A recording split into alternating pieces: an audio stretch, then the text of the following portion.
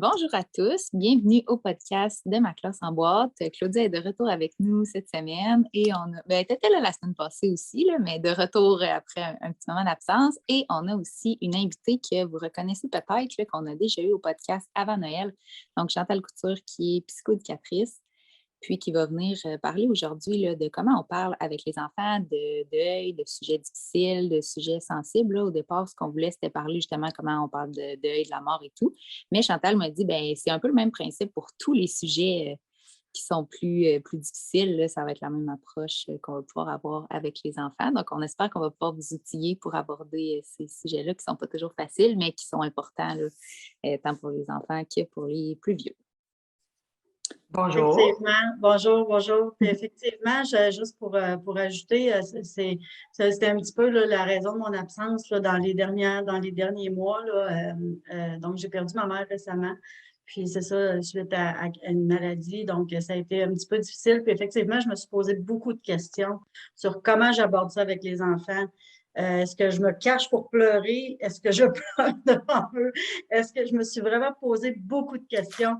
Comment aussi on gère les émotions des enfants parce que des fois, les enfants, ils n'ont pas toujours des émotions, puis on ne sait pas trop si c'est bien ou si c'est pas bien. Donc, je suis très heureuse aujourd'hui d'avoir Mme Couture avec nous pour essayer de démystifier tout ça puis de comprendre tout ça, comment on procède là, dans le cas. Puis vous dites, là, bon, moi, c'est un deuil que j'ai vécu, mais ça peut être n'importe quoi là, de difficile, là, une épreuve difficile. Là. Bon, déjà, Madame Claudia, dans votre commentaire, j'ai déjà plusieurs pistes de réponse. Oui, parfait. J'ai pris des notes tout de suite à côté pour ne pas oublier. Il y a certains bouts de vos phrases qui m'amènent déjà à des réflexions. Fait que je vais commencer par mon introduction que j'avais prévue, mais tout de suite, j'ai envie de bifurquer vers une phrase que vous avez dite. Est-ce qu'on doit se cacher pour pleurer? On va aborder ça. C'est très, très important comme point. Premièrement, là, juste dire, quand on s'est parlé ensemble la dernière fois, je disais que l'identification, la gestion des émotions, l'expression des émotions, c'est un processus que l'enfant a à apprendre de façon globale pour peu importe la situation. Alors là, le deuil en particulier, c'est une de ces solutions-là. Alors, j'ai envie de dire d'emblée, il n'y a pas vraiment de bonne ou de mauvaise réponse à comment on doit vivre le deuil en famille. Ça dépend de tellement de facteurs. Et chaque enfant a à lui-même sa façon d'identifier, de gérer ses émotions qu'il a développées selon son âge avec sa famille. Et souvent, ce qu'on va faire, c'est tout simplement adapter en lien avec le deuil, le processus que la famille avait déjà pour faire gérer les émotions de l'enfant. Dans la situation de deuil, le problème, c'est que c'est plus facile à dire qu'à faire. Pourquoi? Parce que l'adulte est lui-même envahi par ses propres émotions. Alors, l'énergie, le courage et la facilité qu'on a d'habitude à dealer avec les émotions de nos enfants, mais là, le problème, c'est qu'on en a nous-mêmes aussi. Alors, c'est ça l'enjeu majeur. Je reviens à ça. Chez les enfants, l'identification des émotions est souvent le point de départ. Puis, dans le podcast précédent, on avait jasé que ce qui aide beaucoup, beaucoup chez l'enfant, c'est d'identifier premièrement quelle est l'émotion. Parce que le deuil amène majoritairement chez les adultes de la tristesse, mais chez les enfants, dépendamment de leur âge, peut amener toutes sortes d'émotions contradictoires. Et chez un enfant, ce qui peut arriver en premier, ça peut être l'anxiété. Chez un autre enfant, ce qui peut arriver en premier, ça peut être la colère. Alors, nous, on aurait tendance à penser qu'il va vivre de la tristesse. Et des fois, on cherche la tristesse dans l'expression des émotions de l'enfant. Et lui est peut-être envahi d'anxiété ou de colère ou même de culpabilité, peu importe sa perception dans sa tête. Alors, la première chose, ce serait d'identifier l'émotion. Dans le dernier podcast, on a fait une petite activité en disant le dictionnaire est plein de synonymes, mais en réalité, on pourrait dire qu'il y a 5 émotions négatives du côté des enfants. J'ai dit négative et j'aime pas ça. On dit plutôt désagréable parce que négatif, hein, on est pris avec ces émotions-là. J'aime mieux dire des émotions désagréables, des émotions qu'on a à gérer.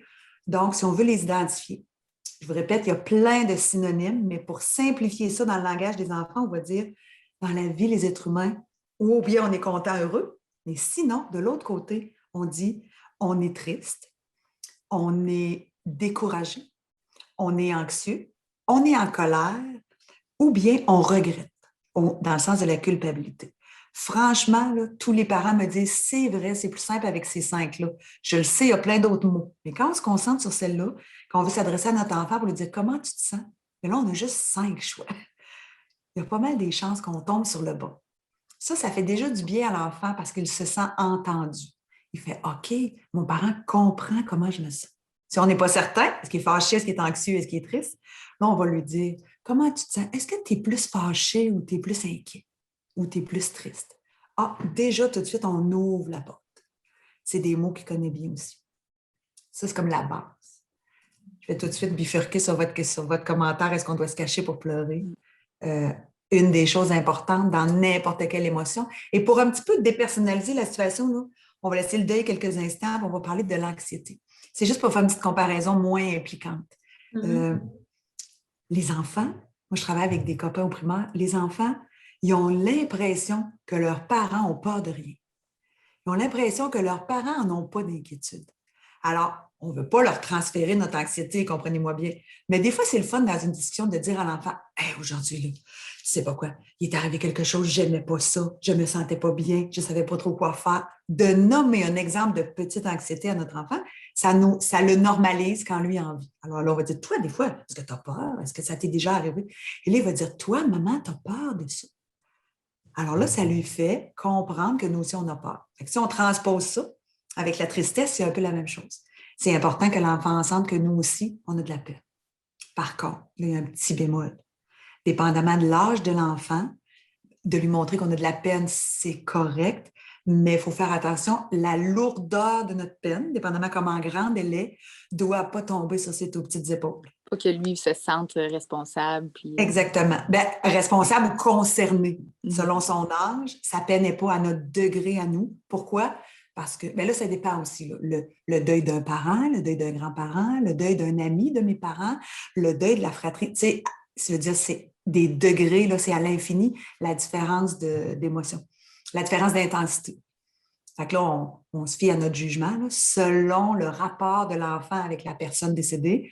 Et là, on voit comment il peut être triste ou fâché ou inquiet. Donc, si nous, notre peine est extrêmement grande, on va montrer à l'enfant, et là, pour faire une petite blague, même si c'est un contexte, un sujet très sérieux, vous avez besoin de pleurer pendant 2 heures, on va pleurer 10 minutes avec notre enfant. C'est correct qu'il voit qu'on a de la peine, c'est correct qu'il entende. Maman est très triste. Papa, c'est difficile pour papa de se concentrer. Il a seulement les souvenirs de la personne dans sa tête. Pour l'instant, là, je trouve ça difficile. Mon cerveau, mon cœur, il est toujours en train de penser à ça. Mais tu sais quoi? Ça va s'améliorer tranquillement. Alors là, il vous voit moins pleurer. Se cacher pour faire semblant qu'on n'a pas de peine, je pense que ça ne va pas l'aider.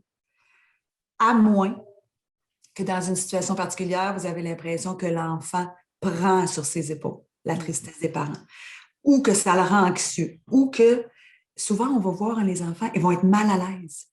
Ils vont être mal à l'aise. Si jamais l'enfant n'a jamais vu papa pleurer et que là, papa est anéanti, c'est pas utile trop longtemps.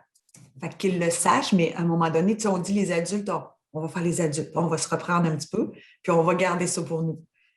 Par contre, avec des mots, s'il dit « Maman, est-ce que tu es encore très triste? » Oui, maman est encore très triste.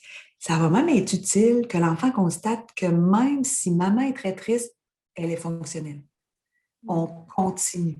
Notre peine, elle reste là, hein, mais on fait quand même nos choses. Et là, un petit truc en passant. Je parle beaucoup, hein? Je suis encore... C'est pour ça qu'on invite. Un petit truc en passant, là, c'est que plus l'enfant constate que malgré, je vous répète, c'est un peu triste, on parle du deuil, mais essayons, pour savoir comment agir avec l'enfant, de prendre nos trucs en lien avec une autre émotion. Si c'était l'anxiété, si c'était la colère, on voudrait montrer à l'enfant que même si on a à gérer cette boule-là, on continue quand même. On va quand même déjeuner, on va quand même brosser nos dents, on va quand même s'habiller, on va vaquer à nos occupations. Ça ne va pas enlever notre inquiétude ou notre tristesse, mais on fait nos choses. Et c'est ça, plus on va réussir à avoir un quotidien fonctionnel, plus l'enfant va être capable, lui aussi, de gérer ça. Il va voir, il va dire « ouch », c'est une grosse tempête, c'est un tsunami qui arrive dans ma maison, mais on est capable.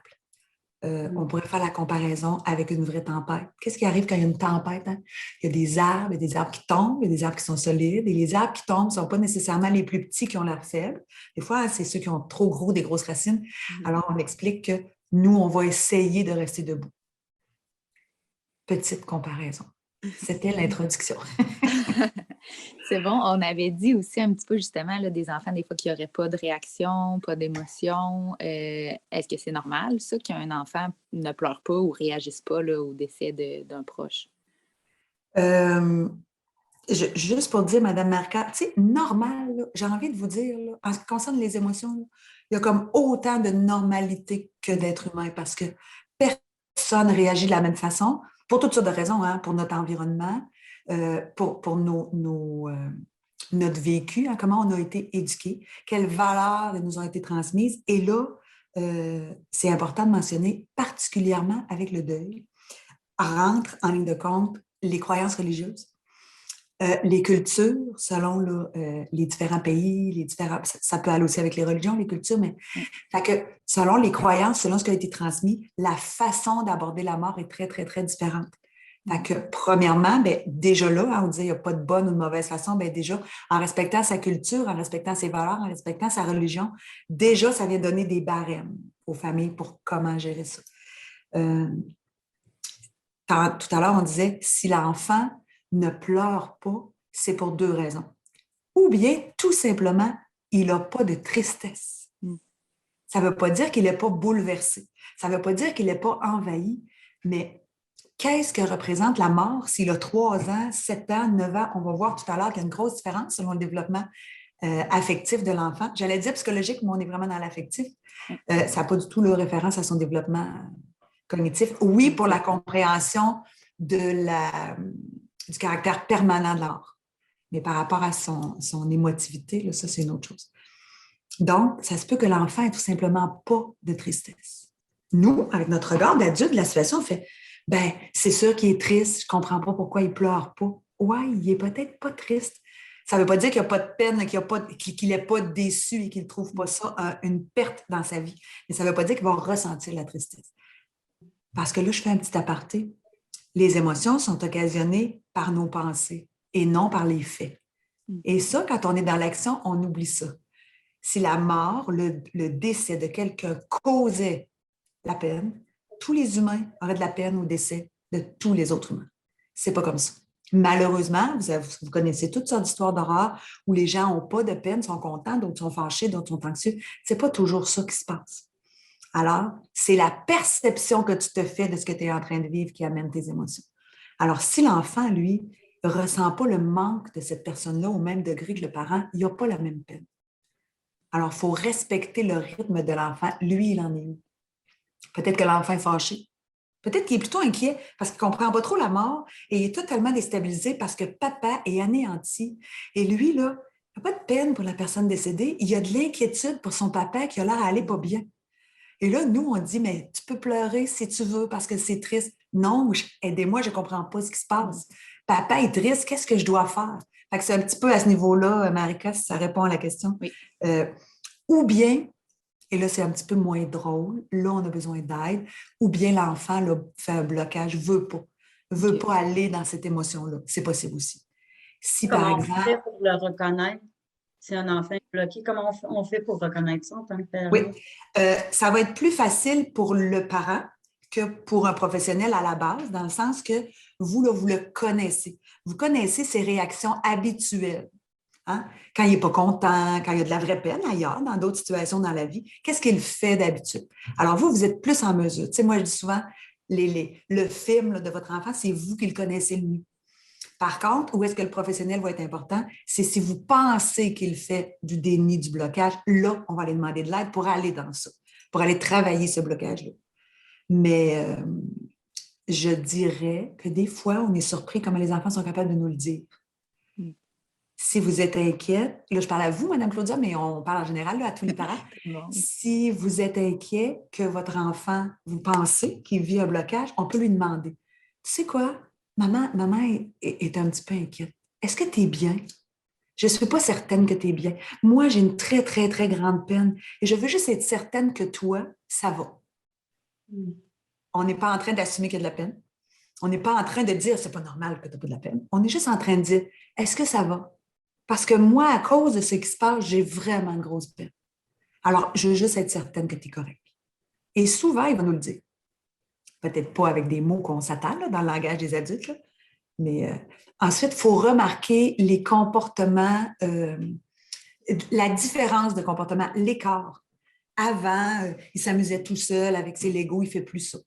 Tu sais, des différences. Avant, il n'y avait pas du tout d'impulsivité, il était poli avec les parents, il y avait une attitude. Et là, tout à coup, vous le sentez impulsif. Pas agressif dans le sens de méchant, là, mais tu sais, plus des mouvements brusques, des réponses plus brusques, un langage. Là, on va dire, oups, il est différent. Quand on pense qu'il y a une gestion d'émotions qui n'est pas faite de façon saine, souvent, c'est à cause, on va remarquer ça par des indices comportementaux différents. Il n'est pas obligé de pleurer pour avoir de la peine. Il peut se retirer, il peut se refermer, il peut être tout seul. Là, vous voyez, je vous dis ça, puis ça m'amène ailleurs. L'enfant qui se retire et qui préfère être tout seul, ça ne veut pas nécessairement dire qu'il y a de la peine. Il a peut-être juste envie de ne plus voir la peine des parents ou de ses frères et sœurs. Il a peut-être juste envie d'arrêter d'entendre parler de la peine. Fait que ça aussi, il faut vérifier. C'est pour ça que c'est vraiment vous là, qui connaissez l'enfant. Les parents sont les mieux placés. Peut-être que c'est lourd. On en a tous vécu là, des deuils là, plus ou moins proches là, de nous, mais des fois, on se retrouve dans des situations où on fait, bon, est-ce qu'on en parle? On en a parlé ce matin. Est-ce qu'on en reparle après dîner? Est-ce que c'est correct? Mais moi, j'ai encore de la peine. Je vois mamie qui pleure aussi. Le petit a connaissance. Est-ce qu'il n'y a peut-être pas juste envie de redevenir un enfant? Fait que l'isolement technique, ça ne veut pas dire l'isolement affectif. Est-ce que c'est clair, ça? Oui. Mais vous comprenez? Se retirer pour prendre un petit peu d'air ne veut pas dire qu'il se referme. C'est sûr que ça peut être lourd, là, justement, l'ambiance. Oui, c'est ça. Par contre, j'ai envie de vous dire, si on dit ça là, pour toutes les situations avec des familles, si vous vous questionnez, posez des questions. À l'enfant, à un spécialiste. Si vous dites, il me semble que je ne suis pas certaine qu'il est bien, bien, on va aller vérifier. À l'enfant, si vous n'êtes pas satisfait de ses réponses. Un vieux truc pour parler à un enfant qu'on pense qu'il se referme. Le soir, au dodo, la lumière fermée, on ne le regarde pas. Vous êtes couché avec la lumière fermée, là, ça ne veut pas dire la noirceur, je veux dire. Oui, la petite veilleuse. Une petite veilleuse. Avec les adolescents, le même truc en voiture. En voiture, on conduit, on regarde devant. On n'est pas obligé de se regarder. C'est confrontant pour une discussion émotive. Alors, en voiture, on s'en va puis on jase. La personne, même avec des adultes, hein, ça, c'est un truc qui est bon pour tout le monde. Les gens là, qui ne sont pas certains, ils vont plus se laisser aller. Alors, avec un enfant, le soir, on tamise les lumières et on discute. On commence la discussion avec rien. N'importe quoi. Hein? Qu'est-ce qu'on mange demain? On fait gâteau vanille ou gâteau chocolat? Et tout à coup, et là, on dit, ça me fait du bien de jaser avec toi. Hey, tu sais, c'est pas facile de ce temps-ci. Maman a de la peine, maman est fatiguée. Comment ça va, toi? As-tu une belle journée à l'école? Moi, des fois, au travail, je suis un petit peu déconcentrée à cause de ça. Vous nommez, qu'est-ce qui est en train de se passer? Mais attention, toujours un bémol, on ne lui décharge pas notre anxiété, notre fatigue et nos émotions, là. C'est juste une petite porte ouverte. Aujourd'hui, j'ai été déconcentrée, j'ai recommencé à penser à grand-papa. Ça m'arrive des fois. Toi, est-ce que ça t'arrive, ça? Vous voyez où je m'en vais avec ça? Oui. S'il fait « Non, ça ne m'arrive jamais. Bon, maman, raconte l'histoire de... » Terminé. On arrête, puis on raconte l'histoire prévue. Ou s'il dit « Bon, maman, bonne nuit, je m'endors. » Peu importe, il va vous le dire, c'est assez. Puis si jamais il sauve, ben on a gagné ça. Alors, ça va vous rassurer de voir qu'il n'est peut-être pas si refermé. Si vous pensez ça, on consulte, on demande de l'aide. La consultation n'est pas obligée de se faire avec l'enfant. Si vous parlez à un professionnel et vous questionnez, vous allez être guidé et vous allez être capable de transposer. Si l'inquiétude vient à un niveau où vous êtes inquiet, là, on peut apporter l'enfant. Mais juste d'avoir du counseling, là, on a du soutien d'un professionnel pour le parent, ça peut être parfait. Est-ce que la réaction pourrait arriver là, très à retardement? Si on passe, par exemple, en ce moment, la situation avec la pandémie, ça se peut que l'enfant n'a pas vu grand-maman depuis 1 an, qu'il réalise pas, là, qu'il la voit pas parce qu'il la voyait déjà pas. Puis que, bon, dans 4 mois, il arrive pour aller voir grand-papa. Puis là, grand-maman n'est pas là. Puis là, il réalise là, qu'elle sera plus là. Puis il comprend. Est-ce que ça peut arriver, ça, que ça se fasse des mois plus tard, des semaines plus tard? Vous avez un très bon exemple. Exactement. Et effectivement, là, c'est la première fois que j'ai à réfléchir à ça parce que la pandémie, c'est la première pour moi aussi. Oui. Mais effectivement, c'est tellement vrai que ce que vous dites, la réalité, elle n'est plus la même. Ils ont été séparés de contact et l'enfant qui perdrait un grand-parent demain serait déjà peut-être en manque de lui pour des raisons techniques à cause de la pandémie. Donc là, elle pourrait être encore plus fâchée d'en être privée définitivement. On pourrait dire ça comme ça. On va faire une comparaison, Marika, avec les adultes qui vivent après le deuil de quelqu'un de proche, vont nous dire le premier Noël, le premier anniversaire, les premières vacances d'été où d'habitude je voyais cette personne-là. Oui. La première fois là, de la boucle, c'est un peu ça que votre question me fait penser. Alors, la première fois que l'enfant est amené dans un cadre, soit dans la maison où cette personne habitait, soit dans une réunion familiale, là, ça peut effectivement lui revenir ou lui sauter au visage, ce qu'il n'avait pas réalisé, que la personne n'est plus là. Avant de discuter de ça avec vous ce soir, j'ai quand même rafraîchi quelques lectures. Et puis, dans un monde idéal, là, ben, les enfants ne feraient pas face à un deuil dans la famille comme ça, c'est-à-dire qu'on en aurait discuté souvent, comme de d'autres sujets, comme d'une chicane avec un copain, comme de la perte d'un ami qui déménage dans une autre ville, comme nous-mêmes, un déménagement, comme une chicane à la maison, comme des parents qui se séparent, comme, peu importe la problématique qu'on disait tout à l'heure d'entrée de jeu, là, la gestion d'une émotion quelconque, le deuil devrait idéalement faire partie de sujets qu'on aborde avec l'enfant, selon son âge, en respectant son développement. Le problème, c'est que c'est un sujet quand même assez tabou. On ne jase pas de ça avec l'enfant dans son histoire avant le dodo, surtout pas, mais c'est quand même assez tabou, ce qui fait que d'emblée, on ne se met pas à discuter de ça autour de la table en soupant. Mais pourtant, on devrait quand l'enfant n'est pas concerné. Parce que quand ça arrive, il n'y aurait pas en plus la colère, l'anxiété, la surprise et la gestion de qu'est-ce qu'un deuil. Excusez, qu'est-ce que la mort qui implique un deuil.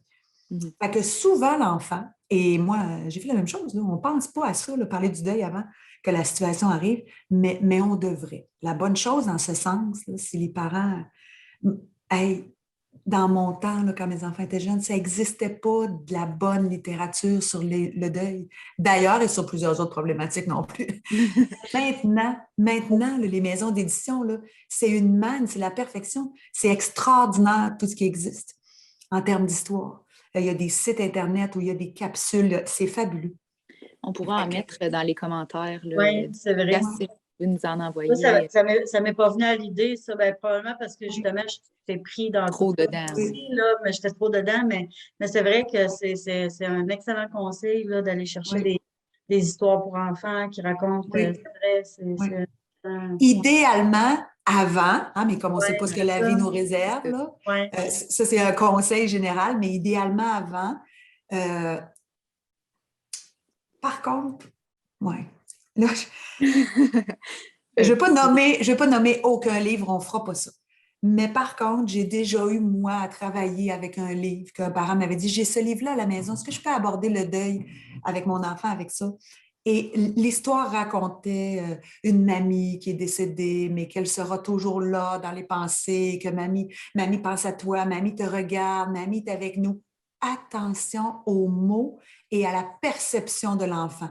Moi, là, dans mon cœur de madame de mon âge, je le comprends, ce que le livre veut dire par mamie sera toujours avec nous et mamie te regarde. Je le sais, mais moi, quand j'ai raconté ça à mon petit copain d'école, j'ai changé les mots. Fait que les parents, si vous achetez un livre, appropriez-vous la lecture. Faites-en la lecture avant et selon ou vos croyances religieuses, ou vos valeurs de famille, ou votre culture, à raconter ce qui fait votre affaire. Les mots vont vous donner des indices pour savoir comment aborder ça, mais anecdote, là, on connaît tous, à mon âge et moi, on connaît tous quelqu'un qui nous a raconté des histoires très tristes. La personne dit, mon père est décédé et ma mère m'a dit qu'il dormait. cet enfant-là a souffert d'insomnie pendant de longs mois. Il a dû consulter des médecins et tout. L'enfant ne dormait plus. Elle refusait de dormir c'est mourir. parce que papa dort. Mais je comprends la maman, il y a 50 ans, d'avoir expliqué ça comme ça. Mais là, maintenant, on a la chance, hein, on connaît tout ça. Fait que juste faire attention à nos phrases.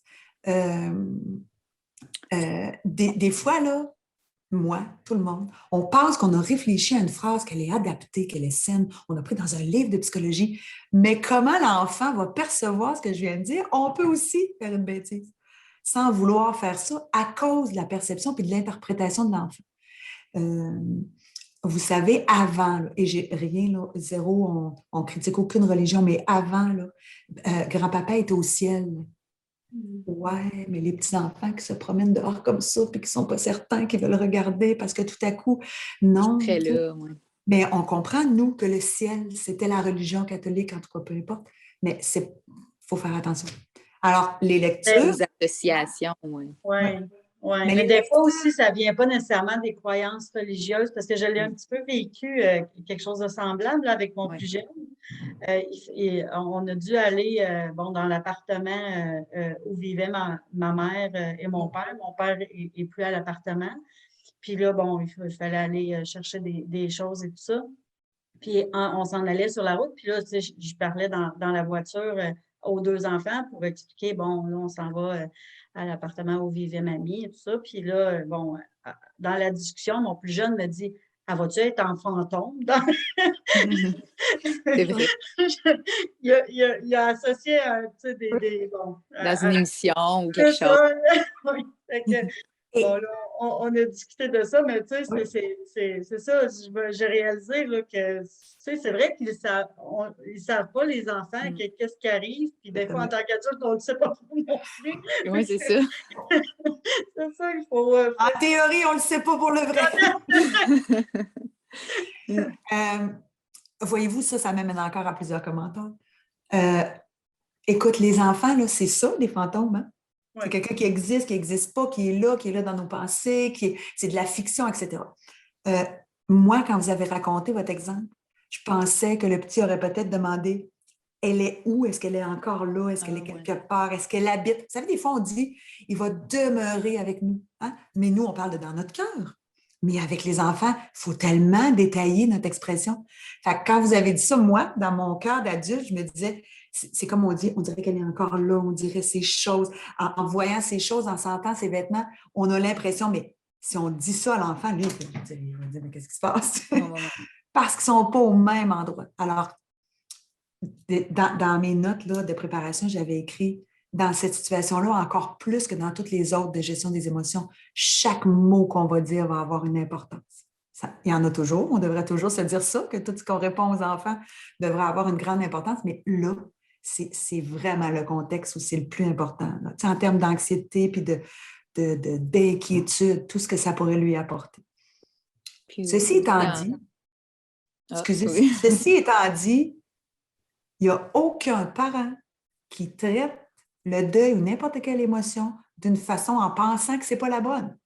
Hein? Là, on va éloigner de nous la culpabilité, les regrets et les remords. Là. Non. Si vous expliquez le deuil d'une façon à votre enfant, même si ça s'avère que ce n'était pas la meilleure, bien, ce que vous avez fait, c'est selon vos ressources, selon ce que vous pensiez et selon ce que vous viviez à ce moment-là.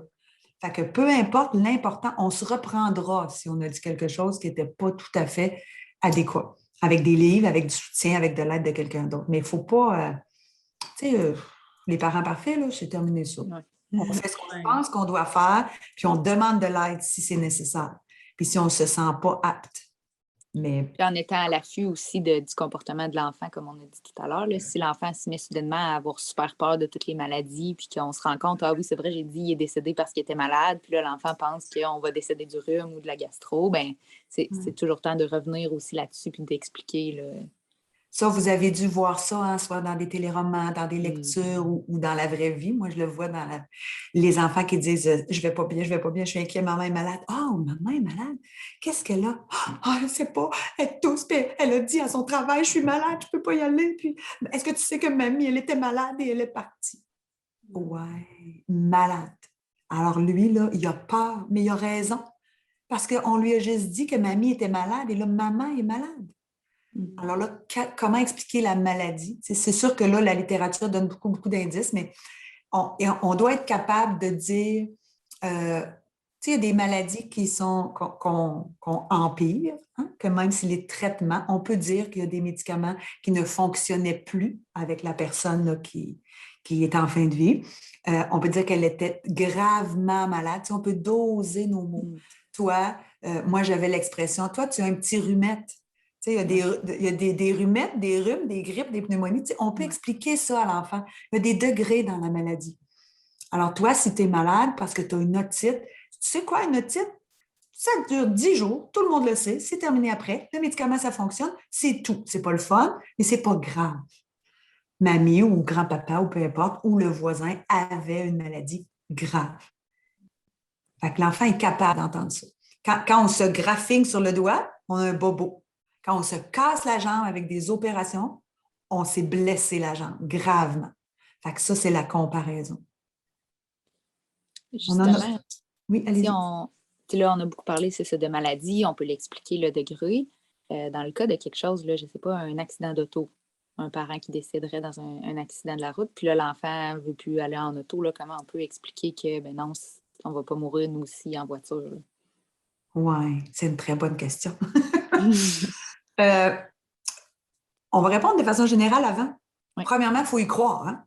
Nous, comme adultes, là, la première chose, là, soit votre exemple de voiture, soit l'exemple de maladie ou l'exemple de cancer, il faut y croire que ce n'est pas parce que c'est arrivé que ça va arriver aussi à nous. Et ça, l'enfant, vous les connaissez, les enfants, c'est des éponges. Si on a une petite émotion, ça leur rentre dedans. Il faut vraiment être capable de gérer nos émotions. Alors, si à la base, nous, on est convaincus, hein, que ce n'est pas parce que c'est arrivé à quelqu'un qu'on va avoir un accident aussi. Ensuite, moi, j'aime bien là, être capable de nommer la réalité aux enfants. Tu sais quoi? Des accidents de voiture, ça existe. C'est comme ça. Et là, monsieur, madame X, hein, c'est arrivé, gros accident, et il est décédé dans l'accident qui était trop un gros accident. Mais tout, et là, dépendamment de l'âge, on va rationaliser. Hein. Tous les jours, il y a des voitures par milliers, par millions. Et il n'y a pas d'accident tous les jours. Hein, c'est comme toutes les autres choses de la vie. On peut faire la comparaison d'anxiété des avions, d'anxiété de tout ça. Je pense qu'on n'embarque pas dans ça. Par contre, si l'enfant est convaincu que c'est dangereux, il va falloir essayer de lui expliquer les avantages de continuer d'utiliser les transports. Et là, ça a l'air un petit peu léger ce que je dis, mais tu sais, mais maman, c'est ma partie de hockey. OK, là, d'après moi, il va y aller en voiture. Fait que, tu sais, c'est juste sa façon de nous exprimer. Est-ce que la voiture est un réel danger? Il a besoin de l'entendre. Il a besoin de savoir. Je ne savais pas qu'on pouvait mourir dans une voiture. Oui, un gros accident. Comme un tremblement de terre. Il a vu aux nouvelles que ça arrivait. Est-ce que ça arrive chez nous? Ça se peut, ça, dans la vie, mais c'est rare. Ça m'amène à une autre chose, Mme Marca. Si l'enfant dit, demande aux parents, est-ce que toi, tu vas mourir? Bon, là, il y a un petit bémol, hein, 1 an, 2 ans ou 9 ans, là, on s'entend. Oui. Mais, et ça là, la littérature, c'est très, très précis par rapport à ça. On ne va pas là, tout décrire ça, mais c'est vraiment, là, en bas de 3 ans, il y a des caractéristiques. De 3 à 5 ans, l'enfant peut comprendre le concept, mais ne comprendra pas la permanence, le caractère irréversible de la mort de la personne. Après 9 ans, c'est fait. Il comprend le caractère irréversible. Son développement est rendu là. Vous avez compris que j'ai sauté là, entre 5 et 9 ans. Ça dépend du développement de l'enfant, ça dépend de sa perception, mais ça s'en vient. Alors, selon son âge. Fait que si l'enfant, on respecte selon son âge, demande, mais toi, maman, est-ce que tu vas mourir? Oui, un jour. C'est comme ça. Et là, on peut utiliser le cycle de la vie. Et là, c'est utile de dépersonnaliser, de parler des animaux, de parler... J'ai même trouvé un livre super intéressant pour les tout-petits qui parlait du cycle de la vie de la nature, de la plante. Les arbres, du pissenlit, de la marguerite. Et là, ça dépersonnalise. Et on ne parle pas de la mort, on dit juste le papillon qui est une chenille qui devient... Pas un mot de la mort. On raconte l'histoire du papillon. On raconte l'histoire de la marguerite. C'est quand on a le temps, puis on fait ça avant, là, dans les situations idéales. Et là, tout à coup, là, c'est un animal qui meurt. Il y a plein d'histoires de ça aussi, où vous l'avez vécu dans votre famille. Et tranquillement, tu sais quoi? Nous, c'est la même chose. Hein? On est, on grandit, on est heureux, on vieillit, et à un moment donné, notre vie, elle est terminée. Des fois, c'est quand elle est terminée pour de vrai, hein? Parce qu'on a vécu assez d'années, comme la marguerite, comme l'arbre. Des fois, c'est par une maladie ou un accident. Est-ce qu'on décide ça? On ne décide pas ça. Parce que si on décidait, puis on parle d'un enfant, là, je fais mon actrice, parce que si on décidait, tu sais quoi? Moi, je voudrais mourir jamais parce que je suis bien avec toi. Et là, on tasse le débat. Parce que je suis bien avec toi, parce qu'on a du plaisir. Est-ce que tu trouves qu'on a du plaisir? Qu'est-ce qu'on pourrait faire là tout de suite qui serait le fun, toi et moi? Tu sais, on répond à la question, mais selon son âge, on arrête. Parce que le défaut des parents, là, c'est de vouloir en dire trop. Attendons de voir. Et là, je fais un petit parallèle. Des fois, c'est particulier comme parallèle, mais c'est comme l'éducation à la sexualité, au rythme de l'enfant où il est rendu dans son développement selon ses questionnements. Pas de mensonge, la C'est ça qui m'est venu vérité, tout à l'heure. selon ses questionnements. Ouais. C'est exactement l'exemple qui m'est venu en tête quand oui?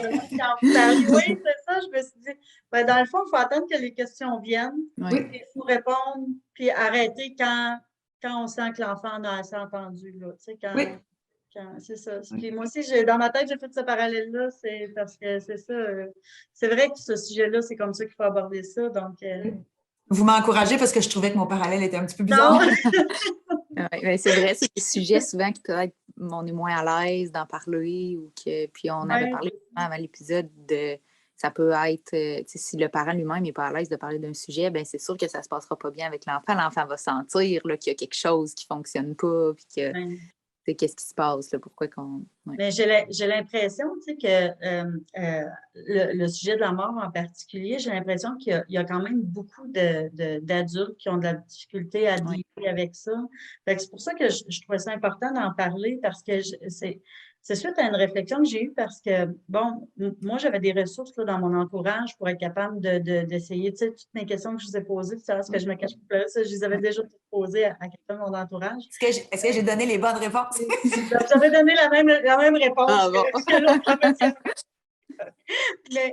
Mais j'ai eu quelques conversations là, avec le médecin de famille de ma mère. Puis lui, à la fin, bon, quand il a su qu'elle était décédée, il m'a fait un appel pour me souhaiter ses condoléances et tout ça. Puis il m'a dit, on discutait, puis il me dit, je trouve ça fascinant à quel point les adultes, les gens là, qui sont en consultation ont de la difficulté ou gèrent le décès d'un parent. Il me semble que c'est dans la logique des choses que le parent va mourir avant l'enfant. Tu sais. Fait qu'il disait, j'ai dans mon, tu sais, à chaque fois comme ça arrive dans sa pratique, il est comme confronté aux adultes qui arrivent puis qui sont souvent très, très, très désemparés face à ce qui arrive, puis c'est ça, toutes les émotions que vous avez nommées tantôt, il me les a toutes nommées, tu sais, il y en a qui arrivent avec de la colère, il y en a qui arrivent avec trop, trop, trop de tristesse, il y en a qui sont comme inconsolables. Fait que, tu sais, c'est ça, j'ai l'impression que, tu sais, je ne sais pas s'il peut y avoir une espèce de truc à donner à des adultes pour dire, tu sais, oui, dans le fond, on dirait que c'est parce que l'adulte c'est comme il n'a pas maturé avec l'enfant, puis avec son enfant intérieur à lui, là, tu sais, ou à elle. Puis on dirait que c'est ça qu'il y a puis, tu sais, je pense que c'est ça qu'il ne faut pas reproduire avec nos enfants. Tu sais, moi aussi, là, je viens d'une époque où, ben, tu sais, les parents se cachaient pour pleurer. On ne voyait pas, moi non plus, je n'ai pas vu souvent mon père pleurer. Puis, tu sais, c'était un peu ça, là, tous mes questionnements. Mais, tu sais, je ne veux pas reproduire ça avec mes enfants. Les enfants tout petits, tu sais, il faut les introduire à confronter des émotions un peu, pas à confronter, mais à en parler, puis à s'ouvrir face à ça pour que justement, ça devienne des adultes plus avec une intelligence émotionnelle Plus outillés. Plus outillés, oui, c'est ça, mieux développés ou mieux outillés. Je ne sais pas trop comment le nommer, là, mais... Le truc, pas infaillible, là, mais le truc que moi je dis dans toutes les situations de gestion d'émotions d'adultes et parents. Là, le deuil ce soir, mais même chose, comme je disais, là, un divorce, une séparation, un déménagement, une grosse anxiété, etc. C'est que, mettons que le parent est lui-même envahi par cette émotion-là. en autant qu'il ne la transpose pas sur les épaules de son enfant, pourquoi est-ce qu'ils ne vivraient pas ça ensemble? Pourquoi est-ce que le parent ne profiterait pas, lui aussi, de s'apaiser avec la lecture de l'arbre et du papillon? Vous comprenez ce que je veux dire? Pourquoi est-ce que la façon dont le parent va aider son enfant ne serait pas celle avec laquelle il pourrait lui aussi accepter ce qui est en train de se passer? Pourquoi est-ce que toutes ces belles phrases-là dans les livres d'enfants ne feraient pas du bien aux parents aussi? Bémol, il faut quand même que le parent ne soit pas à un degré affecté où est-ce qu'il va être nuisible, vous comprenez, être envahissant. Il ne faut pas qu'il déborde ça sur l'enfant. Mais si c'est juste lourd dans son cœur, pesant, difficile et qu'il n'est pas capable, mais qu'il se gère, là, vous comprenez, il peut faire le même cheminement. Des parents, là, des papas là, qui ne jasaient pas dans la vie parce que leur papa ne leur a pas jasé, comme on entend souvent, là, mais que par ouverture à son fils à lui ou sa fille à lui, va commencer à jaser. C'est la même chose. Tu sais, un papa qui ne s'est pas fait dire « je t'aime », mais qui apprend à dire « je t'aime » à ses enfants tous les jours, c'est pas facile, là. Puis il l'oublie, là. Puis là, un maman va dire « papa, je t'aime », puis tu sais, on va aider, on va guider. Un petit peu la même chose. Pas dans le même degré de tristesse, là, je comprends très bien que la comparaison est... Mais le parent pourrait profiter du processus que va vivre son enfant pour essayer de se détendre puis de le vivre lui aussi, à condition de ne pas être trop envahi. Si jamais le parent est trop envahi, et là, moi, je vais dire, OK, stop. Ce parent-là n'est pas en mesure de soutenir son enfant actuellement. Le parent va vivre ça. Le parent va demander de l'aide ou tout seul. Des fois, tu sais, moi, je dis demander de l'aide, mais des fois, on demande de l'aide à soi-même. Hein? On se donne du temps, on se fait du bien, on se respecte, on s'écoute, puis c'est correct. Bon, ça, c'est se donner de l'aide à soi.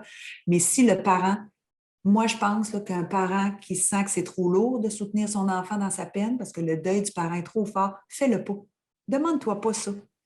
Demande-toi pas ça, tu vas t'épuiser.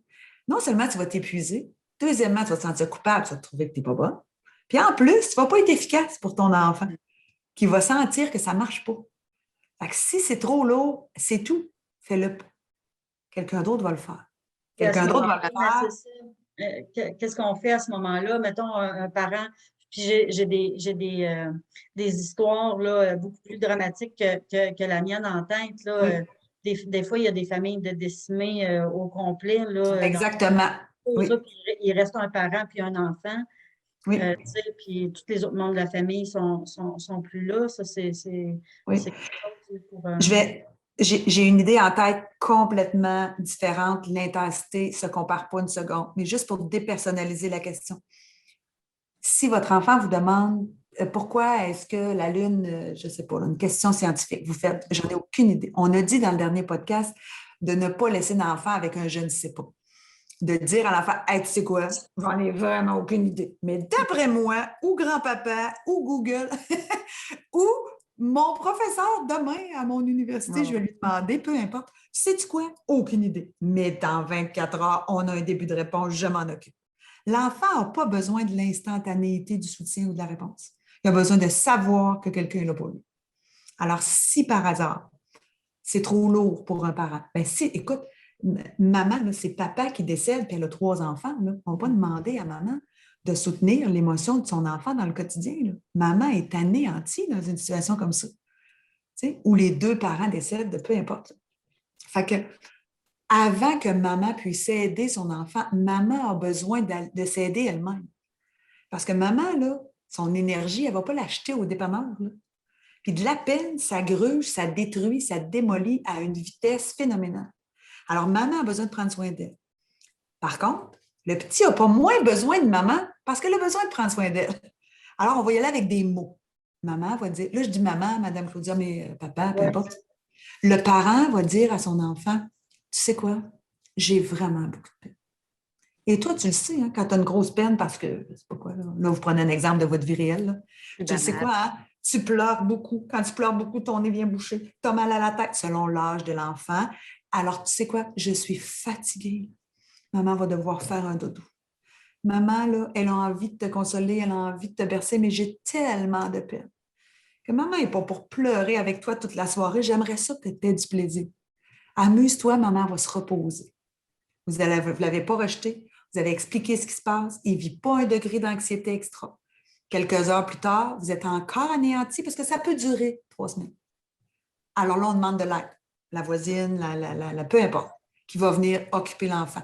Oui, mais je veux voir maman. Toujours possible d'aller voir maman. Maman va dire, tu sais quoi? Ça commence à aller mieux. Maman se repose, maman se sent vrai ou pas, là. Hein? Il y a besoin de savoir que vous êtes capable de gérer ça. Lui, là, il ne sait pas si vous allez pleurer toute la nuit, dépendamment de son âge. Il a besoin de savoir. Ensuite, à mon avis, oui, c'est comme ça que ça se passe. Si vous réussissez à avoir un petit 5 minutes d'énergie pour jaser avec Fiston, ça va vous aider vous aussi à passer à travers. Oui. Parce que ces minutes-là, là, vous le savez, hein, ce que les enfants nous apportent dans la vie, là, ça ne s'explique pas. Oui. Alors, les minutes que vous allez réussir à faire l'actrice pour faire le petit plaisir avec votre enfant, ça va vous combler. Vous, là, vous êtes en perte de quelque chose. Les minutes vont venir pas remplacer la personne décédée, c'est pas ça. Mais vont venir dans votre cœur faire du bien, qui va vous donner l'énergie que gruge votre peine. Ça va tourner en rond. Fait que si vous réussissez à avoir quelques instants pour remonter tout ça, lui, il va être content. Vous, ça donne un petit boost et respectez-vous dans votre rythme. L'enfant est capable d'entendre maman a beaucoup de peine, maman est fatiguée. Pas en rejet puis en abandon, en explication. De temps en temps, un mot d'encouragement, maman va mieux, maman est contente. Regarde, ce midi, je mange avec toi, j'ai du plaisir, mais j'ai encore besoin d'une petite sieste. Et là, qu'est-ce que vous faites dans la sieste? Hein? Vous pleurez, vous êtes fâché, peu importe. Là. Il n'y a pas besoin de tout savoir. Pensons pas les gens endeuillés, là, ils n'ont pas à être des super-héros. Là. Ils ont à être honnêtes et surtout ne pas déverser sur l'enfant. Je pense. Est-ce que ça va? Logique, oui. Est-ce que ça répond? Très pertinent, oui. Est-ce que ça répond un petit peu? Oui. Ça fait plusieurs fois que je répète selon l'âge de l'enfant. Oui, c'est ça. C'est ce que j'allais dire. C'est important d'aller dans la littérature à ce moment-là. Là. La différence principale, je vous l'ai donnée, mais il y a vraiment des caractéristiques là, selon... si on veut retenir là, au point de vue plus... c'est vraiment les phrases, faire attention à la compréhension de l'enfant, de sa perception. Ah oui, on n'en a pas parlé, Marika, mais la réalité du rituel funéraire. Ah oui, c'est vrai. Oui. C'est très, très, très important.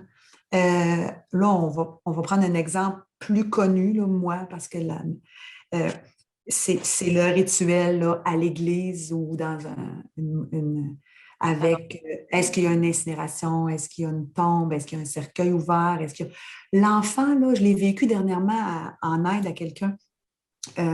Pour vous faire une comparaison, c'était un enfant qui avait une particularité de TSA. Alors, chez les TSA, la perception est encore différente de la nôtre à un degré extrême. Et puis, une des choses qu'on a fait avec la famille, c'est de dire presque, j'exagère, presque chaque minute du protocole funéraire devra être expliquée à l'enfant. Il doit savoir ce qui s'en vient. Excusez-moi, je n'ai pas fermé la sonnerie. Désolée. Oh, on n'a pas entendu. C'est pas parfait. Ça a passé. D'accord, je vais dire. Et l'enfant doit savoir ce qui s'en vient pour deux raisons. Premièrement, parce que, en ce qui concerne les émotions totalement désagréables, que ça nous arrive en plein dedans comme un coup qu'on n'a pas vu venir, premièrement. Et deuxièmement, parce que c'est probablement la première fois qu'il le vit, alors le risque est d'être désemparé et ça est à 100%. Fait que même s'il est fort de personnalité et que c'est nouveau, c'est quelque chose qu'il ne connaît pas, ce sont des informations, c'est trop d'informations à la fois. Je ne sais pas s'il y a des enfants qui nous écoutent, mais je n'irai pas dans le détail, mais vous comprenez que la crémation et puis ça nécessite des explications. Là. En tout cas, moi, je vois ça comme ça. Parce que pendant le rituel funéraire, moi, là, l'exemple, c'était une grand-maman qui accompagnait son petit-fils aux funérailles de sa maman. La grand-maman elle-même avait une peine énorme. Pas juste la peine de la personne décédée, la peine de devoir guider l'enfant qui avait des difficultés. La cour est pleine dans le cœur de cette grand-maman-là. Alors moi, là, techniquement, j'ai dit, premièrement, il doit connaître le rituel selon ce qu'il est capable d'entendre. La crémation, ça s'explique de plusieurs façons différentes selon l'âge de l'enfant. Mais aussi, attention, va-t-il y assister? S'il y assiste, il va entendre ce que le célébrant, ce que les commentaires des gens. S'il entend des choses que vous n'avez pas expliquées, vous allez vous retrouver avec des questions là. pendant la cérémonie. Mais vous êtes pleine de peine. Vous ne voulez pas de questions pendant la cérémonie. Et même les adultes, c'est des sujets des fois qu'on n'aime pas ça entendre non plus. Là, ce qui se dit dans des funérailles, c'est des phrases des fois qu'on a hâte que ça finisse. Là, donc, de devoir l'expliquer là, sur le coup à un enfant, c'est peut-être pas facile. Là. Et même, je suis vraiment précautionneuse. Et même pendant les cérémonies, pendant les rituels funéraires, quand il y a des enfants, mon petit conseil personnel, c'est ayez toujours prévu un humain, de la famille ou pas de la famille, une gardienne, peu importe, qui va être capable, selon la situation, de quitter, si nécessaire, avec l'enfant, selon son âge, pour aller jaser dehors, pour aller faire un jeu de casse-tête dans le coin de l'autre salle, pour aller, ça se peut que l'enfant n'ait juste pas envie. Puis ça ne veut pas dire que c'est un drame, ça veut juste dire qu'il fait, c'est pas vraiment agréable, je me sens. On peut-tu s'en aller? Maman, elle ne peut pas s'en aller, elle doit rester là. Prévoyez quelqu'un. Ça, là, c'est un truc, là, les gens, là, ils font, hey, ça, c'était une bonne idée. Parce que 4 fois sur 5, on n'a besoin de personne en passant. Tout se passe très bien. Mais c'est le parent va se sentir libéré de savoir qu'au cas où, il y a quelqu'un. Il y a quelqu'un qui va gérer ça. Ce qui n'est pas en rejet à l'enfant, on lui explique. Hein. Tu sais, Caroline est avec nous. Si tu as besoin de quelque chose, vu que maman, là, je pense qu'elle va avoir beaucoup de peine. Puis maman, là, elle aimerait ça rester assise puis écouter parce que je vais avoir beaucoup de peine. Fait, si jamais tu as besoin de quelque chose, tu sais quoi? C'est Caroline qui va le faire avec toi. Est-ce que c'est correct pour toi? Il va répondre oui, parce que la personne que vous allez avoir choisi, ça va faire son affaire. Là. On a des trucs. Quelqu'un que l'enfant connaît. Là. Fait, il ne se sent pas abandonné, il ne se sent pas rejeté. Tout ça va être très correct. Fait que c'est important, selon l'âge des enfants, de prévoir quelqu'un. Dans les livres, là, il y a aussi la question, doit-on faire vivre à l'enfant le rituel funéraire? Ça dépend. C'est les parents qui savent ça. C'est les parents qui connaissent leur enfant. Il ne faut pas l'imposer. J'ai envie de vous dire, demandez-lui. Mais demandez-lui en connaissance de cause. Il doit savoir qu'est-ce qui va se passer pour savoir s'il a envie d'y aller. Tu sais, si on dit, on va dire bye à grand-papa pour la dernière fois, quoi? Il va être là? Non, tu sais, fait, voyez-vous, on revient, tu sais, on a des tonnes d'exemples, là, puis dans les livres, c'est souvent ça, tu sais, on a des tonnes d'exemples sur qu'est-ce qu'il ne faut pas dire. Plus difficile à trouver ce qu'on doit dire. Les phrases parfaites, il n'y en a pas, faites confiance à votre cœur avec vos enfants, les phrases parfaites vont venir. Mais des phrases à proscrire, ça, il y en a une liste. Fait que le rituel, on le prévoit, on discute si possible, on va dans la vérité seulement selon le niveau de l'âge de l'enfant, et puis selon comment ça va se passer, à vous de décider s'il est capable ou il est apte à vivre ça. Si jamais vous décidez que vous ne voulez pas qu'il vive ça, l'enfant, selon son âge et selon ce qui va se passer, l'enfant pourrait vivre son rituel funéraire avec cette personne-là d'une autre façon. Je ne sais pas qui nous écoute, je ne veux pas entrer dans les détails, mais selon certaines cérémonies, peut-être que l'enfant peut en vivre un petit bout seul avec maman et papa, quitter, et après ça, le groupe, et là, d'autres choses, là, selon les rituels ou les religions, peuvent se passer. Mais le rituel, l'important, là, c'est qu'il y ait un rituel. Peu importe lequel, le même, avec les parents, différents, tout seul, à sa façon, avec un dessin, avec peu importe. Mais que lui en façon. Est-ce que le rituel, pour fermer la boucle, doit être en présence de la dépouille, de l'urne? Peut-être pas. Ça, c'est à vous de voir ça. Et encore une fois, il n'y a pas de bonne ou mauvaise réponse. Selon l'enfant, selon où vous en êtes. Selon vos capacités aussi. De dire, on va faire un dessin de quelque chose qu'on aimait faire avec grand-papa ou quelque chose comme ça. Oui. Ma phrase préférée, c'est, tu sais quoi? Grand-papa, là. Qu'est-ce qu'il aimerait, grand-papa, là? Est-ce qu'il aimerait que tu pleures tous les jours du restant de l'année? Ou grand-papa aimerait que tu ailles jouer dehors? Moi, je parle de l'école. Que grand-papa aimerait que tu ailles jouer dehors avec tes copains. Grand-papa, il voudrait que j'aille au hockey demain, c'est ma partie. Oui. Tu sais quoi? C'est ça qu'on va faire. Est-ce que grand-papa, là, quand tu lui racontais ton hockey, il était content? Le but, c'est que votre enfant, selon son âge, remplisse sa boîte à souvenirs de moments positifs de cette personne. Là, on parle de grand-papa. Avez-vous vu, là? On va faire une petite... Avez-vous vu comme ça nous fait du bien de parler des grands-parents? Depuis tout à l'heure, c'est nos exemples. On ne parle pas de la mort de papa, vous avez vu, hein? Mm-hmm. Parce que c'est à un degré émotif fois 1000. Fait que là, tous mes exemples à moi sont associés à un grand-papa, une grand-maman, un voisin, parce que c'est émotif de parler de ça. C'est sûr que toute la conversation qu'on vient d'avoir, si on parle du deuil de papa d'un enfant de 4 ans, bien, tous les exemples que je vous donne là, on va les peser 2 fois plus, on va faire attention 2 fois plus, on va demander 2 fois plus d'aide, on va réfléchir 2 fois plus parce que l'impact émotif n'est pas le même. Fait que, tu sais, quand on dit fermer la boucle, est-ce que tu veux faire un dessin, on va mettre des souvenirs dans ta tête de grand-papa. Ouais, facile à gérer ça avec un enfant, mais si c'était papa, je prendrais mes précautions, mes gants blancs et toutes mes connaissances encore plus. Vous comprenez la nuance, tu sais, c'est. Fait que, oui, boucler la boucle avec un grand-parent, un dessin, une histoire, un moment joyeux, des photos avec les parents, peu importe. Moi, je dis, tu sais quoi? Grand-papa n'est plus là. Mais toi, par exemple, est-ce que tu as envie de garder grand-papa dans ton cœur? Il fait oui. Comment tu vas faire ça? Ben, je ne peux pas le mettre dans mon cœur, dépendamment de son âge. Tu sais quoi? On va mettre des photos. Tu sais, c'est quoi des photos? Ben, parle-moi de grand-papa. Est-ce que tu as vu grand-papa à Noël? En passant, avant de poser ces questions-là, je l'ai essayé d'avance. Hein? Je ne vais pas me mettre les pieds dans les plats. J'ai tout vérifié ça avec les parents. Alors, est-ce que tu as vu? Oui, on a joué dehors un bonhomme de neige. Oh, wow! T'en souviens-tu? Clic, on prend une photo de ça. Est-ce que c'est un beau souvenir? On garde ça de grand-papa. Etc., etc., à plusieurs répétitions. Un moment donné, il va arrêter l'enfant, il n'aura plus besoin de faire ça. Il va en avoir dans son cœur. Fait que dessiner. Si l'enfant est en colère, si l'enfant est fâché, écrire, ça va faire du bien. Sortir ça de lui, ça va lui faire du bien. Si jamais l'enfant tombait... Ces trucs-là, je trouve ça pertinent aussi pour les adultes.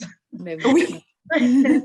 Parce que c'est vrai que quand plus on entend, j'avais une discussion avec Marika sur le sujet, là. Je m'excuse, mon chien jappe. Molly.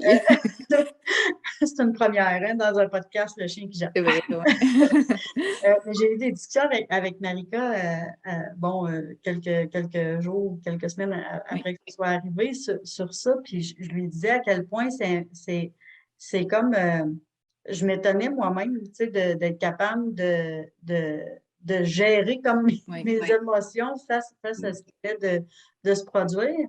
Puis je pense que c'est en lien avec tout être accueillir comme toutes ces émotions-là, puis pas les, je sais pas comment exprimer ça, mais vraiment les vivre, puis Les accepter.